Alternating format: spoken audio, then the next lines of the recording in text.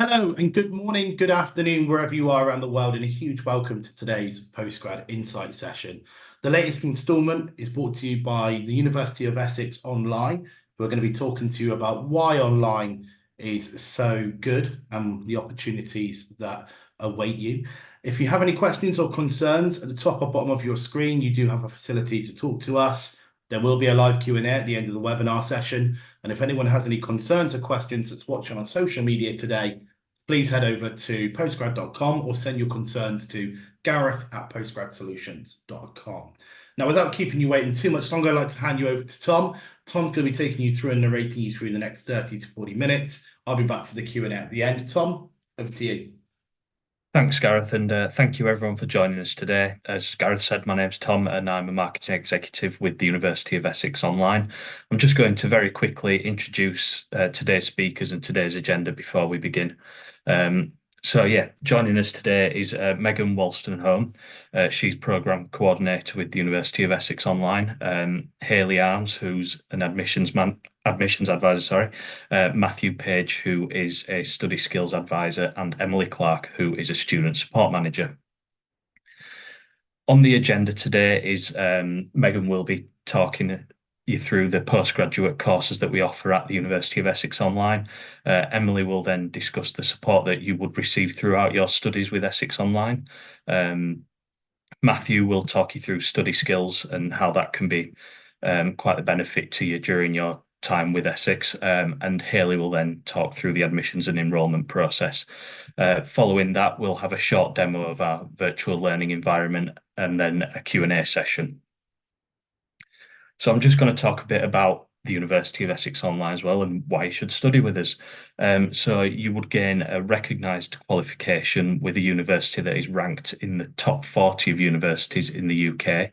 There's an emphasis on the classroom experience with experienced academics who bring real-world perspectives, such as working environments. We have programs that focus on employability, and they equip students with sector-specific skills and optional modules to allow you to tailor the course to your specialism. Furthermore, we are rated silver in the Teaching Excellence Framework. We offer an interactive learning platform, which is available to students 24/7. We have a cohort of tutors who ensure a quick response to student emails. There are opportunities for one-to-one sessions with tutors and live Q&A sessions and seminars. All our programs are 100% online and part-time, so that they can fit around your lifestyle. There's no in-person attendance required. However, you can attend graduation once you have completed your studies. And with that, I'll pass over to Megan. Thanks, Tom. Hello. I'm Megan. I'm a program coordinator here at the University of Essex Online. I specifically work in the psychology academics department. And I'm just going to cover some of the exciting programs we have here at the University of Essex Online, type of assignments that students engage with, that kind of thing.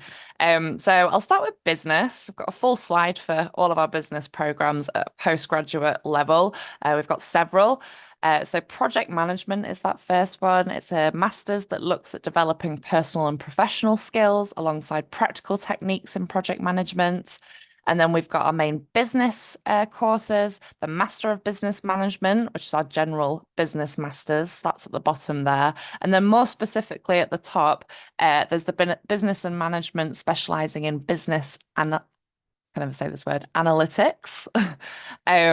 And we've got the International Human Resource Management course, Global Digital Marketing, Business with Finance. So as you can see, we have a course for everyone, really. Specializations in management, finance, HR, business analytics, and digital marketing. Many different facets of owning a business, working for a business, running a business. And then we also have supply chain management and global logistics course, and that emphasizes sustainability, supply chain management, marketing channels, and transport. And here at the university, we're constantly developing new programs, looking to get new exciting programs that students want to join and study. So there is actually a newer business course that's been created and is available to register for, and that is the MSc in Leadership for Sustainability. Oh, Yep, there we go. Introduces ways to develop a strong, successful, and sustainable economic model that helps organizations achieve long-term growth. Next slide, please. So we've got a few other, what have we got here? I've got computing, 5 computing programs. We've got an MSc in computer science, one in cybersecurity, one in data science, one in artificial intelligence. That's a very topical topic. And more recently, we've released the MSc Enterprise IT Management course. These are all focused strongly on problem solving and technical skills, as anyone studying computing would know. And then we've also got the education department. Just the 2 postgraduate programs for education. We've got the Master of Education course, which is about fostering innovative teaching methods and implementing these. And then also more specifically, the MSc Digital Education course. And this is how to integrate technology into an educational setting. Obviously, with us being technologically savvy now in 2024, very up-to-date, very recent courses. And then lastly, on this slide, we have our health programs. What do we have? These are all taught by industry leaders, and there's 1, 2, 3, 4, 5 of them. So we've got the Masters of Public Health, Global Mental Health and Wellbeing, another very topical subject. We've got infection control, international healthcare management, and nursing. And the last slide for me, please. Thank you. And then the last 3 subjects that we have departments for is criminology. So with that, we have the MSc Criminology and Criminal Psychology course. A really in-depth course about crime origins, offender treatment, defining crimes, preventing crimes, all that good stuff. And then for law, I'll do psychology last because that's what that's the department that I work for. But for law, we have the LLM in International Business Law. So not many undergraduate law courses focus on international business. So if this is something you're interested in, definitely look into this further, look at the different modules that we do. It focuses on transnational contract law, the World Trade Operation procedures, and competition law at national and international level. So great if you're working for a global company or you want to conduct law across different countries, different places around the world. And then lastly, we have psychology. So we have 2 postgraduate psychology programs. We have the MSc in psychology, which is more general. This explores human behavior, developmental milestones, and fundamental research principles for a wide range of psychological careers. And there's also the MSc Organizational Psychology course, which is more recent. It came out a couple of years ago. And this is psychology, but more specific to employability and psychology in business settings. So learn how to increase business efficiency, improve organizational structures, assess job performance, as well as effectively motivate employees. And overall, all 4 programs here at the university culminate in a dissertation or independent research module, which is a longer module. It allows you to conduct independent research in a chosen area related to your specific program. So if it was organizational psychology, for example, you'd do something very specific about business psychology. You work for a company or you own a company and you want to do some psychological tests on your employees to better understand their well-being, that kind of thing. It's up to you to do your independent research how you choose. And I've only briefly outlined these courses, but there's a lot more information on the University of Essex Online website. So definitely please head over and check out the details for each course and find one that's perfect for you. And I'll now just pass over to Emily, who will be talking about some of the support available for students. Perfect. Thanks, Meg. So my name's Emily. I'm one of the student support managers within the Student Services Department here at the University of Essex Online. And I just wanted to start today mainly talking about the different areas. So the Student Services Department, it does cover sort of 4 different areas of support. So we've got student support, study skills, and then we've got student welfare and disability, and then student experience. So if we start with looking at student support, just want to start today, if we could just move on to the next slide. Perfect, thank you. If we could just wanted to start today by highlighting something that's really unique to our programs, which is course-specific student support teams, which are assigned to each area of study. So if you do enroll with a business course, with us at the University of Essex Online, you will be supported by a team specialising in business student support. We do this just to ensure that each of the different teams and the support advisors are well versed in the module content and the assessments that are relevant to your field. Just allows them to anticipate any sort of issues or problems that might occur within your modules and address any potential sort of problems head on and know what's sort of coming.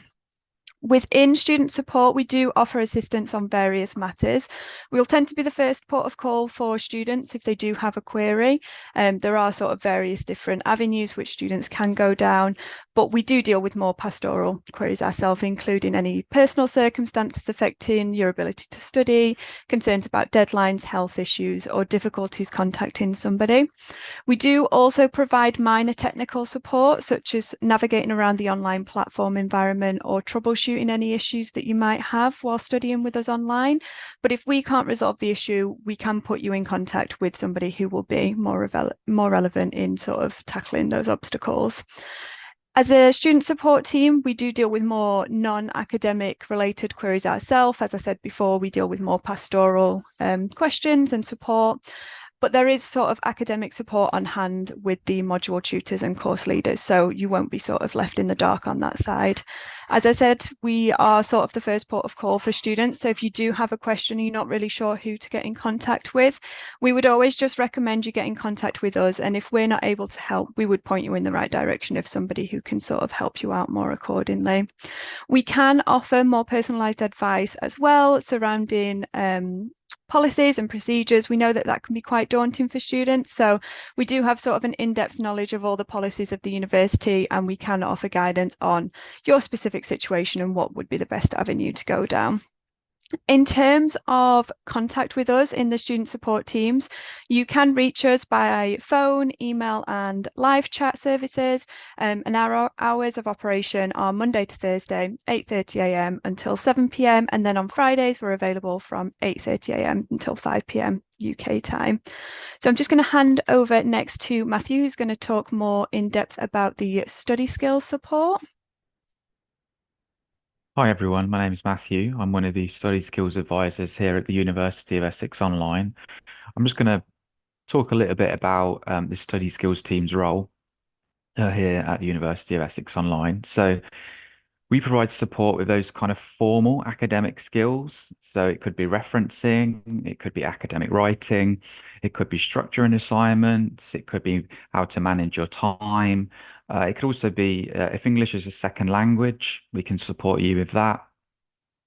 So we're kind of here to support you with all those formal skills. We won't talk about what you should write in your essay or the content. That will be a module tutor. But in terms of structuring things, how you might improve your writing, how you could become more critical in your assignments, that's the kind of support that we provide. We do that in a few different ways. So we have structured one-to-one sessions that you can book with us. They're usually on 1 or 2 given topics.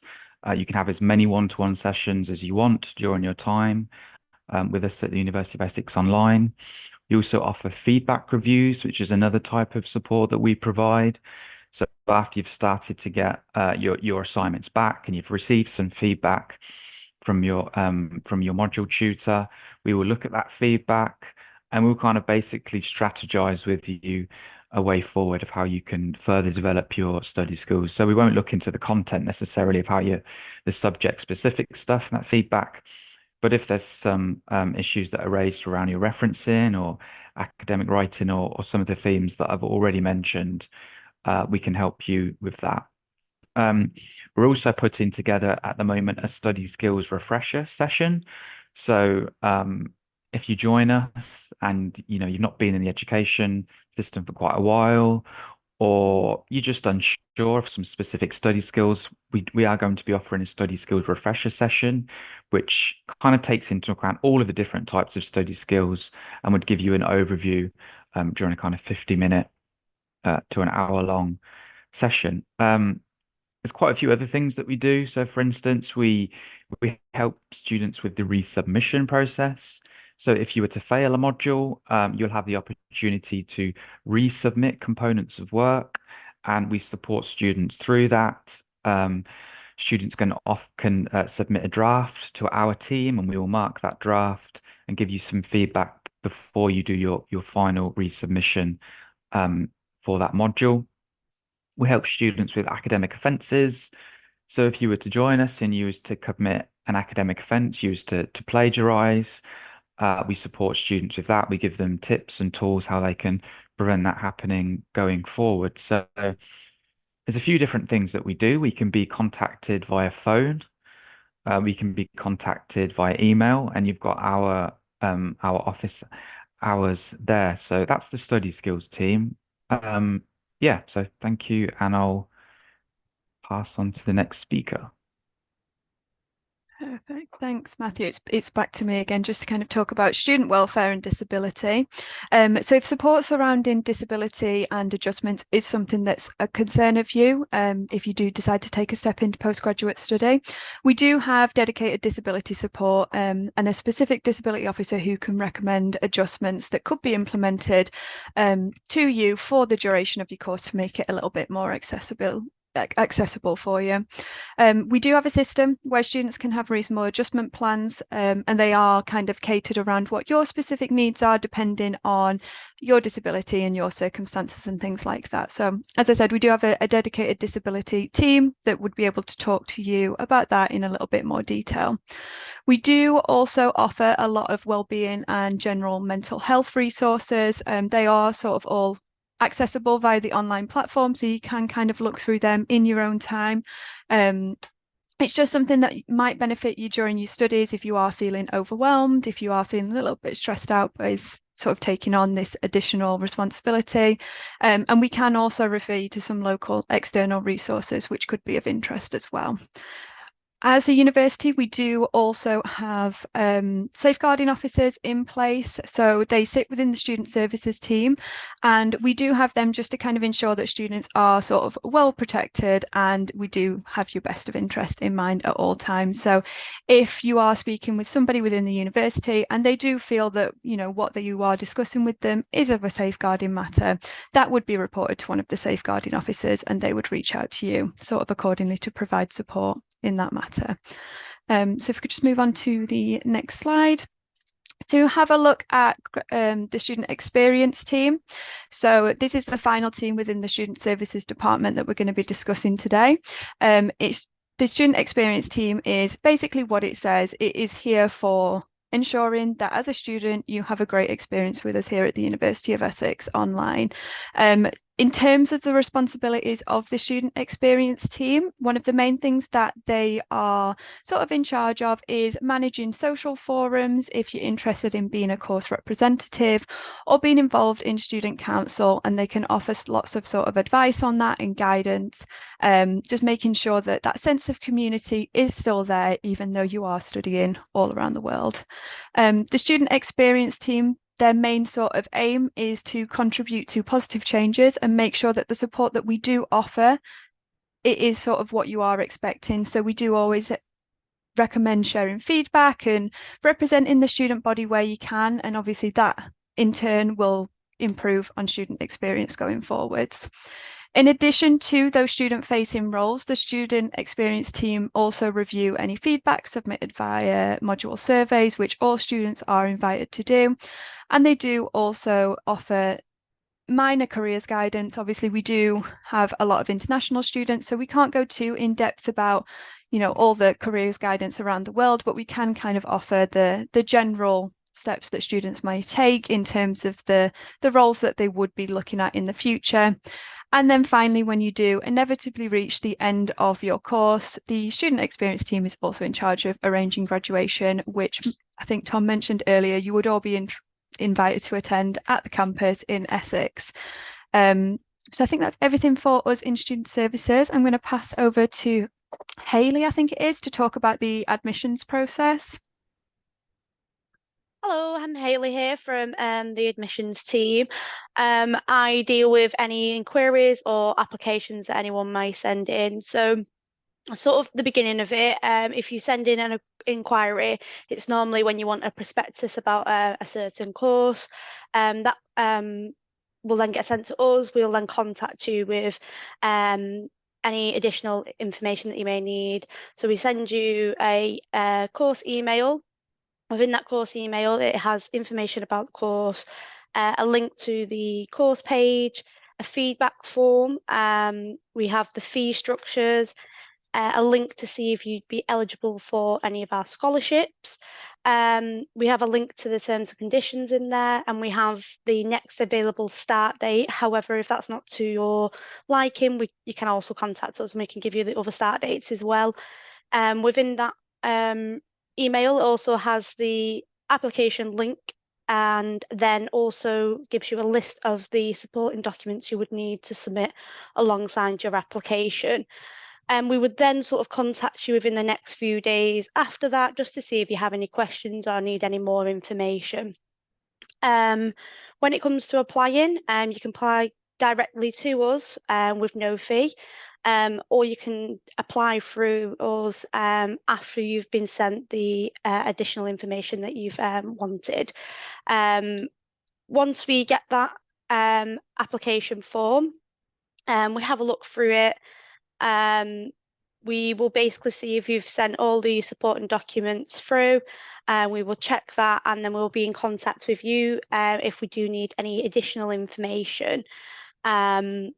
Once reviewing the application, once we've got through all the documents, we will then look at each document. We will see if say for example, your form of ID that you've sent is in date, it has an expiry date on it, your personal statement answers all the questions, gives us a sense of why you're applying for the course, and also meets the word amount, sorry. We'll also check your CV to see if it's up to date, to see if you've got any relevant experience, as you may want to go down the work experience path rather than the academic path.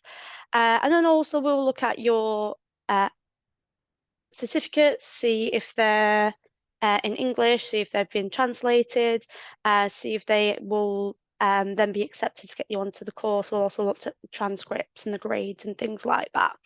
You can also find guidance to write a personal statement and a CV on our website, which I do recommend if you've never done one before, especially for your personal statement. It gives you lots of guidance on how to write it.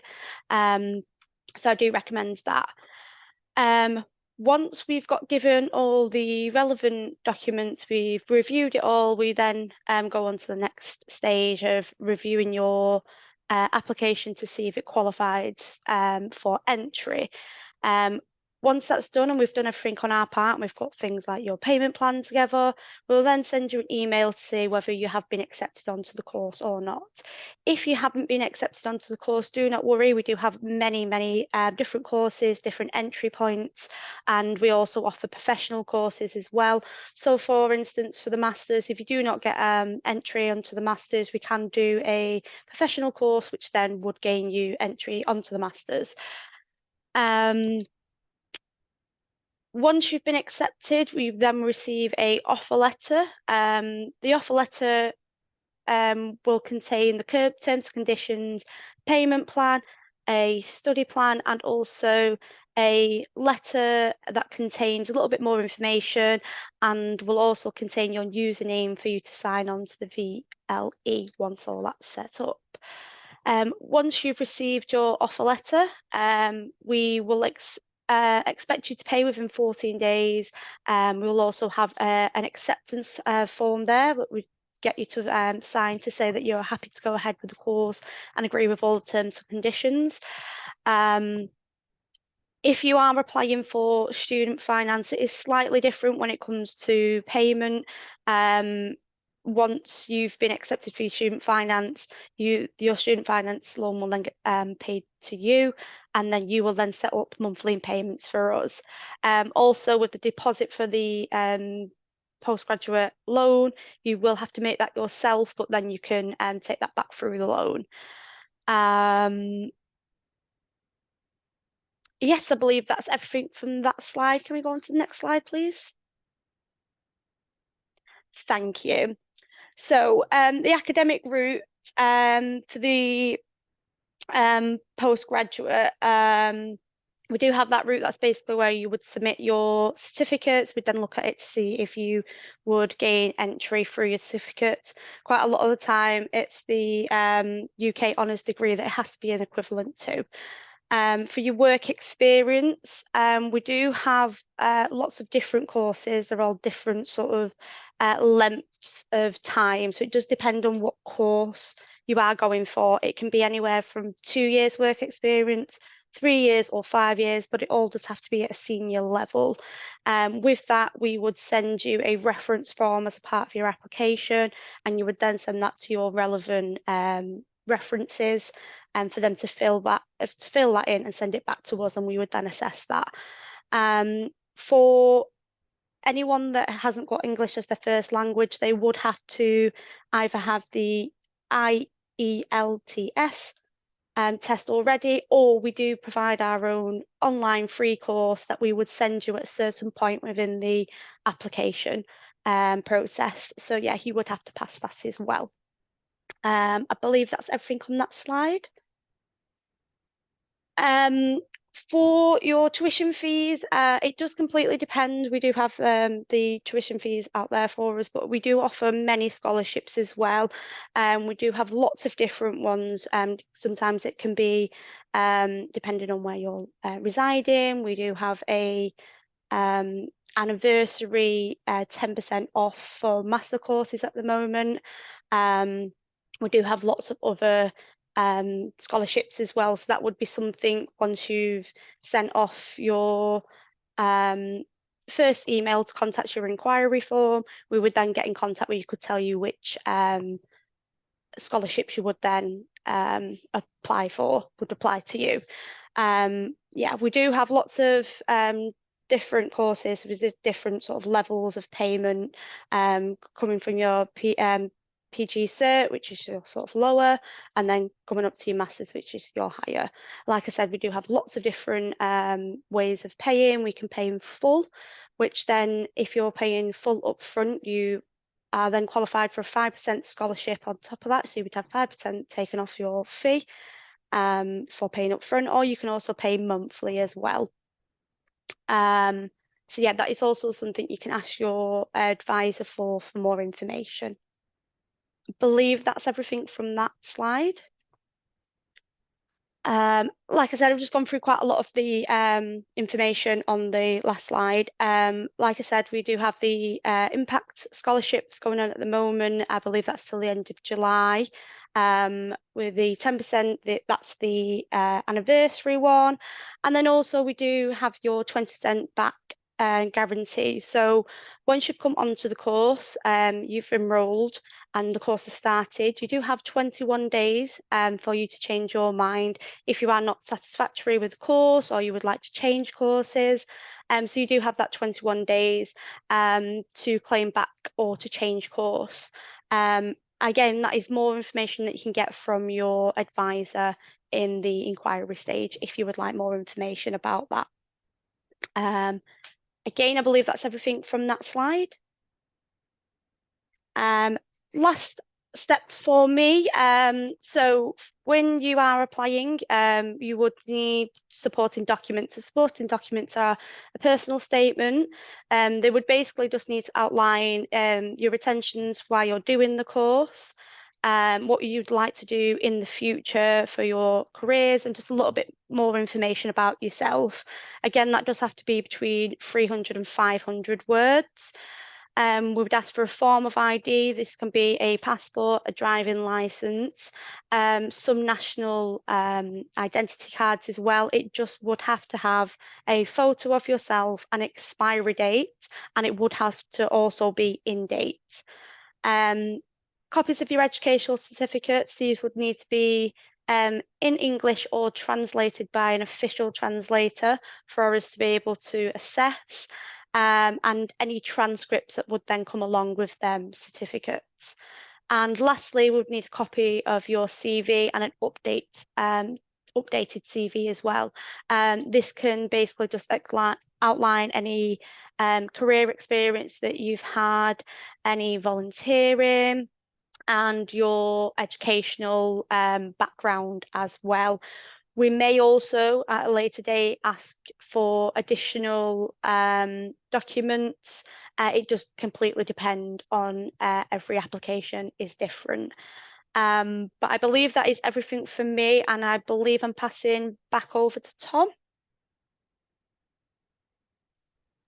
Yeah, thank you, Hayley, and thank you to all of our speakers. I'm just going to put the virtual learning environment demo on now. So yeah, just 1 second.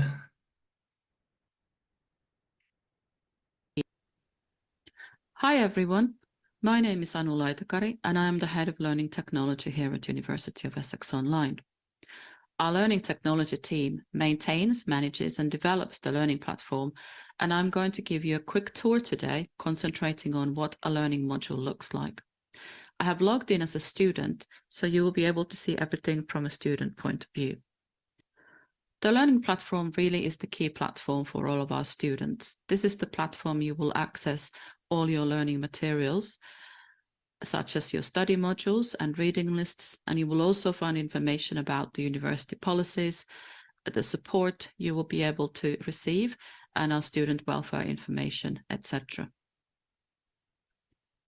On the home page, under the banner, we have the user guide, which will be a helpful start when you start your journey as a University of Essex Online student. Should you need any more help, above this, our knowledge base is a really good starting point. You will be able to search for help articles within the knowledge base, and these are really, really helpful throughout your studies. This is also where you can access live chat and contact the student support team during office hours. And this is also where we keep the UK time. So if you're an international student, you will always be able to know what time it is in the UK. At the top in the menu, you will be able to find really important information about contacting us, about our student support and welfare support areas, and how to contact people in those departments and what services are on offer, as well as really important aspects of our student life, such as community forums and student voice. We also have direct access to the University of Essex Library and the reading lists via the top menu. Your dashboard is part of your learning community, and each department has a separate one. In this case, the student is an education student. So let's have a quick look at some of these resources. Each department has their own section in the learning platform, and it gives really important resources about that specific department, including newsletters, etc., to keep you up to date on what's happening in the department. Reading lists, which I won't show to you today, are available via the University of Essex Talis service 24/7, and these contain direct links to the readings within modules. And then you have a direct link here to your support team, so you'll be able to get in contact with your support team really easily. You're never far away from support with University of Essex Online. On your dashboard, you also have your deadlines for any assignments and a direct link to add submissions. So it's really, really easy to add a submission. And we have a calendar where you can add your own events, and this also shows any deadlines that are due. You can access your modules via My Modules, and this is a view that you can change depending on your preferences. At the moment, I'm just viewing modules which are in progress, and I've decided to view the full summary. Let's have a quick look at one of our study modules. So this is the first module on the postgraduate education programs, and it's titled Philosophy of Education and Theories of Learning and Teaching. Before we have a look at the content, I'd just like to draw your attention to the menu. Firstly, the menu can be closed if you want more space for your study content. Secondly, all our modules are structured in a similar way, starting from module home and ending in unit 12 or beyond this module, depending on the program.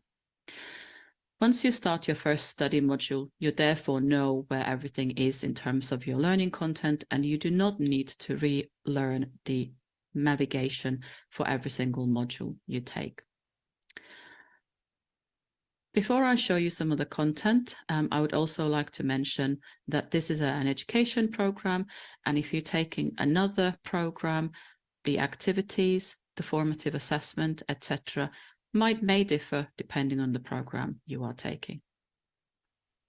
So typically on a module home, we would have an introduction to the module, a syllabus of the module, and the module learning aims and outcomes as well.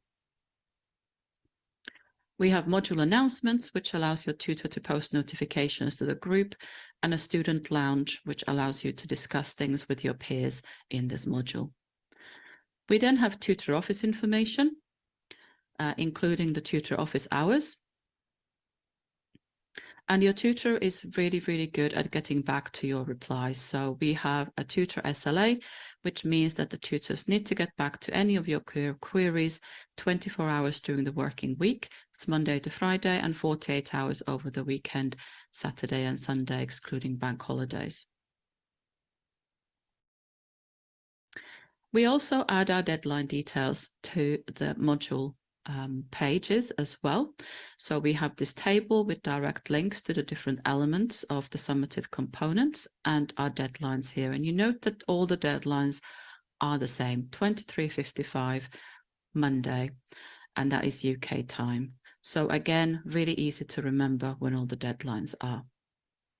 The tutor SLA also applies in the deadline details. All the feedback and grades will be returned to you 7 days after the final deadline for that specific summative assignment has gone. So you will be able to hopefully take some of the feedback, apply it to your future assignments within the same module, and improve your outcomes. All modules have live sessions. Sometimes this can be called seminars, sometimes Q&As, and sometimes workshops. And the session schedule is available in each module.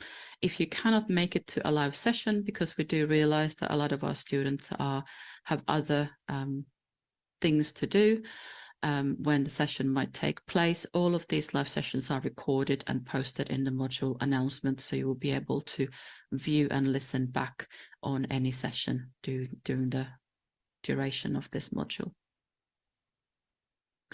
Module resources is a really important place in terms of common content for the module, including reading lists, grading criteria, and a Turnitin sandbox. And the reading list is a really good starting point for the module when you start a new module. It is a very interactive way of ensuring that you read throughout your module. We provide a core ebook for each of our modules, and we use a platform called VitalSource to do this. The reason we've chosen this platform is that it has a lot of accessibility features. It allows students to create notes and bookmarks and potentially share this with their peers. And there's a lot of opportunities to change, for example, the color and the font size, and make other adjustments to the visual elements of the book. There's also a search function, so you can search through the entire book as well.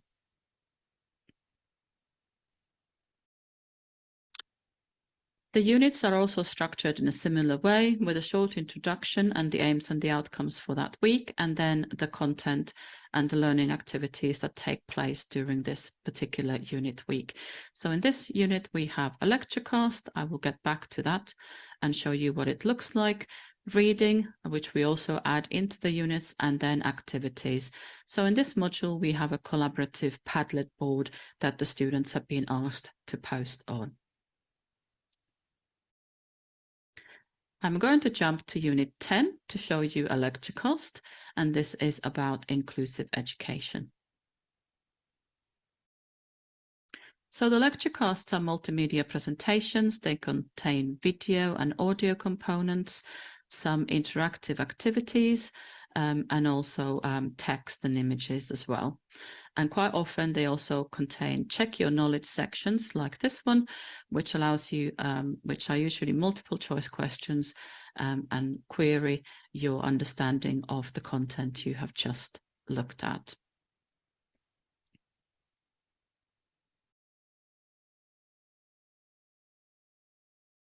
Inclusion as a human right. Despite legislative documents and human rights acts, many teachers, students and parents are still confused about what inclusive education means in practical terms and how it translates into pedagogical choices for the inclusive classroom. According to Graham, I won't play the whole thing, but you can see that is very interesting. It is also thought-provoking as well as informative.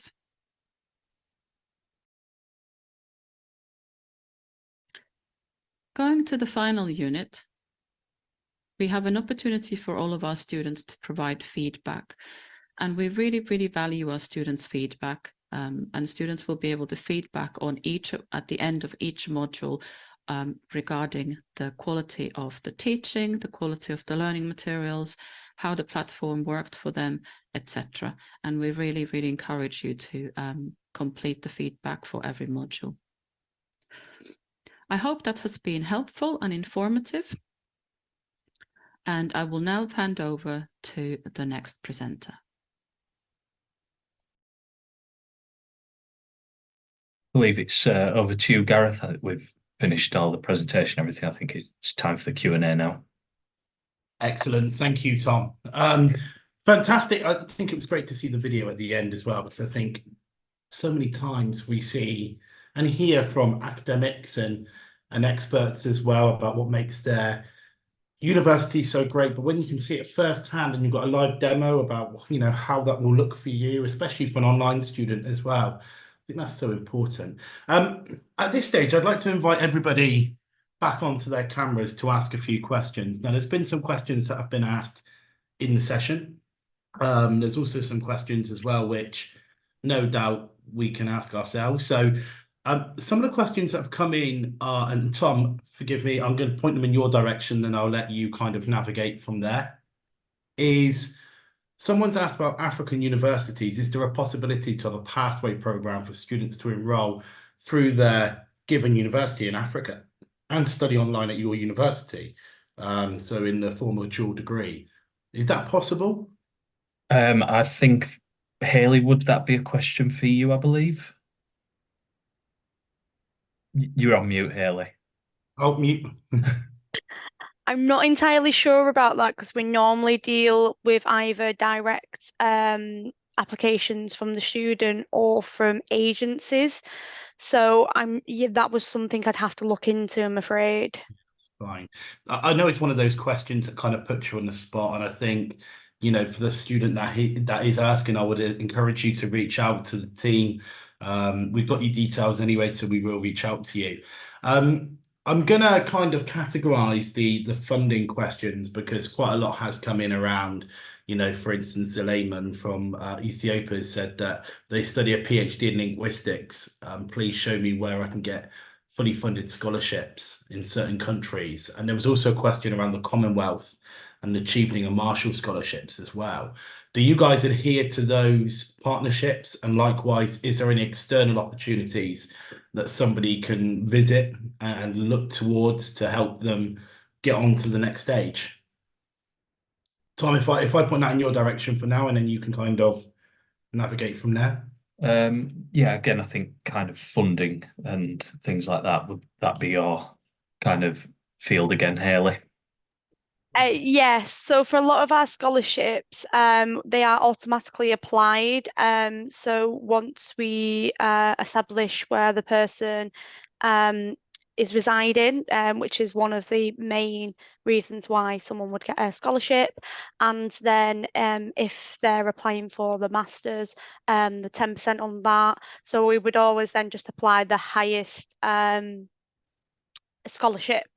We don't tend to do more than two combinations. So say it was the anniversary and then the 5% for the full upfront. That's the only two sort of combinations that we can do, is one with the then 5%. Other than that, it is just the highest scholarship that does apply. Unfortunately, we do not supply any fully funded scholarships.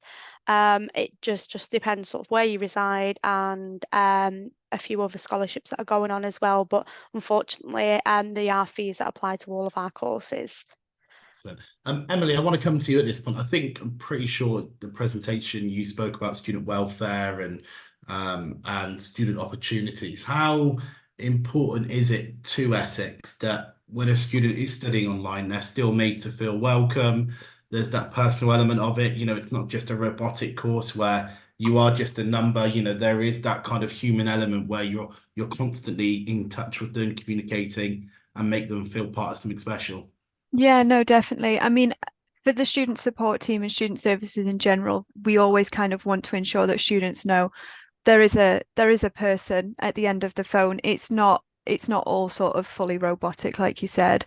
That's one of the reasons why we kind of split down to the course specific student support teams. And then obviously we've got the study skills team branching off from that as well, that can give really specific advice and guidance to all students. And then because student services kind of branches off in so many different directions, there's always going to be somebody who is kind of relevant in whatever you're going through. So, we want to make sure that students feel like they're valued. We value their feedback. We want to ensure that they know that, like I said, we are human. We are sort of here to kind of answer any questions and queries. And we are a person at the end of the phone, should they want to ring up. And I'm presuming that because a lot of people will think, oh, that only really begins once they've applied and they've enrolled in the course. I'm presuming that starts from the very beginning as well, because you're going to want to help the student A, apply, B, have the personal statement that suits them and will help them get onto the course. Is that right in thinking that, it's not just a wait until you've enrolled, get in touch, get as much help as possible? So, I mean, that kind of experience starts right at the beginning with the admissions team. So, I mean, Hayley, jump in at any point if I'm wrong, but right at the beginning, when students kind of apply, they'll get a dedicated admissions advisor, and they will carry them from the admissions phase, making sure that they've got all the relevant documents, things like that, until they pass them over to us at the start of the course. And then we are basically there from day one on the course right up until graduation, and we even attend graduation day as well. So we're basically there for it all. We see students through every single stage, every single module, and everything that they're sort of going through. And just off the back of what Emily said, once sort of we're in the period of where they are enrolled, but the course has not quite started, we work closely with the student support team. So if there was any inquiries or anything like that, they can always be passed on to us, and we can then pass them on to the relevant person. But then sort of just after the course started, the sort of next couple of weeks, the admissions team and the support team will work closely with the student to ensure a smooth process, and there's no sort of worries, concerns, any additional information that they will need. Hayley, as well, while we're talking about the admissions process, there is a great question on here actually about, as an online student, what access to on-campus facilities such as libraries and other facilities do they have access to, presumably if they're based in the UK and not too far away. And likewise, when they graduate, what happens? For an international student, can they come over? Is it expensive, and what happens? Yes, so for anyone that's based in the UK that might be towards the campus, they can visit the campus library. I'm not entirely sure about other sort of services beyond that, but definitely the library they can visit as a visitor. So that is something that can definitely be done. And then for international students, for graduation as well, we can sort of, wouldn't necessarily be for the admissions, there is other teams, but we can help with the process of anything that they need to do for a visa to come over to visit. So there is lots of support within that as well. And we can sort of give a little bit of guidance on what else they might need to do towards sort of getting over for graduation. Okay, the next question. Sorry, Hayden, I'm going to stay with you for the time being. Apologies to the fine. others. Obviously, emissions, a very popular topic. We've had one question come in. They're saying, thank you for the informative presentation. The question is, how long does it take for the application to be evaluated and approved or declined? They've applied for 2 different MSCs. They've not got an update yet. They've written, and obviously they're just waiting to find out about the eligibility of the scholarships and bursaries they've applied for as well. Typically, how long does that process take from start to finish, including the personal statement element of it as well? It completely depends on every application. Sometimes we get applications that have only sent part of the information in because they haven't got the other information ready yet. So say they've just graduated from a course, they're waiting for the certificate, they've sent everything else in, but we can't then process the rest of the application until we've got all that information in. Sometimes we get all the information in all at once. The students are very responsive, so we give them the English test. They pass the English test. It can be done within sort of like around about a week, but it does completely depend on each sort of application. I would say if there is someone that is sort of not got anything back, if we could get the details, we can reach out to them and can see where any applications are. For your scholarships, they are sort of automatically added on. The only thing we would maybe need to sort of get evidence for is anything that's based on residency. Sort of we need that information anyway to be able to do your payment plans, but that's the only sort of thing where we would need evidence for. Everything else is automatically added onto it. So you can always sort of ask that within the inquiry process at the beginning of your application, so you're certain what scholarships you're getting from the beginning. Excellent. I'm going to open up this question to everyone else as well. So in terms of studying online, it has huge benefits, no doubt. Obviously, there's the expense element of it. Obviously, you've not got to travel as much. Obviously, the flexibility in terms of the you can study as and when, you know, you've got to do your hours, the seminars are there, you can get some help. And of course, technology these days enables you to do all of that. A lot of on-campus learning these days does incorporate all the same kind of learning that a student online will offer. I'm going to open it up to everyone else, Matthew, Megan, Emily, if you just want to have a quick chat about the real benefits of studying online, and why you would think, as let's say a prospective student in the past, would say online is better, or not better, but just as good as online perhaps. Emily, if I can start with yourself. Yeah, of course. I mean, for me personally, the thing that we get a lot of feedback back from students about is the flexibility of the course. So we do get a lot of students who are maybe a little bit more mature, you know, they've got their own responsibilities, work commitments, things like that, which are sort of, you know, they do take precedence in people's life. We understand that they've got a life outside of university. So the flexibility of the course, and yes, there are sort of scheduled live sessions, things like that, but they are always recorded and uploaded. So if you do have a live session scheduled with your tutor, if there's, you know, a welcome session ongoing, something like that, every single thing that is live is recorded. So if you're not able to make it due to your personal commitments, you can catch up at any time. And then all of those sort of professionals, so us in student support, your tutors, anybody you can reach out to. And as Anu said in the recording, we do have an SLA where we get back in touch within 24 hours or 48 hours over the weekend. So it's very flexible and a very sort of a good community of people with quick turnarounds for any questions and things like that. Excellent. And Megan, would you echo those thoughts? I mean, presumably it's a big thing, flexibility, in terms of being able to study the course. But is there anything else you want to add to that you feel that students might say that's a real benefit of studying online?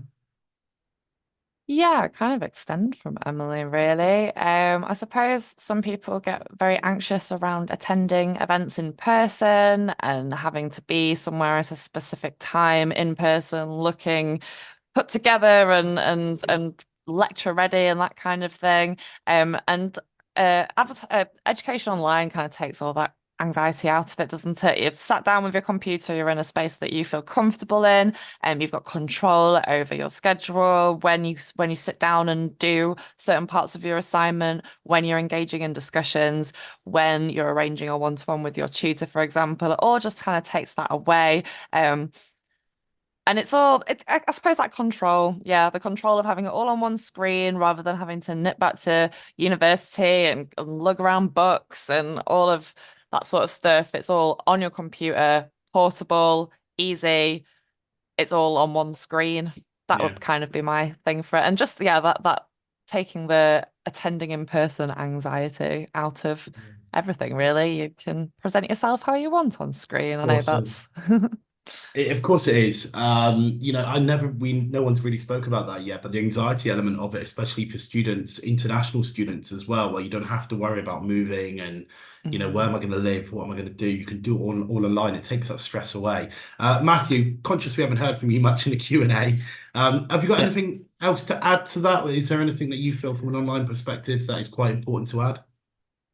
No, I think I would agree with what everyone said so far. I think one of the great things is that you can be anywhere in the world and you can study at a great institution like the University of Essex Online. So you can benefit from that institution, but not be geographically close to it. Yeah, I think what Emily said about the flexibility is really positive. You can Everything's recorded, so you can fit your studies around other responsibilities, other schedules. You can create your own timetable and manage your own time. It's not kind of prescriptive in the way that it might be at a campus-based university. I think that's a blessing, but that also can be challenging. It might mean that there's a lot of self-motivation that you need to do. But like in terms of the study skills team, what we can kind of offer is that support with managing your time, how you can create a study timetable, little specific time management skills. So those challenges we have things in place to support you with those challenges, so don't feel that those things cannot be overcome. And I think you also get to interact with a really diverse student body. So you're going to be interacting with students from all around the world. You'll meet people from every continent.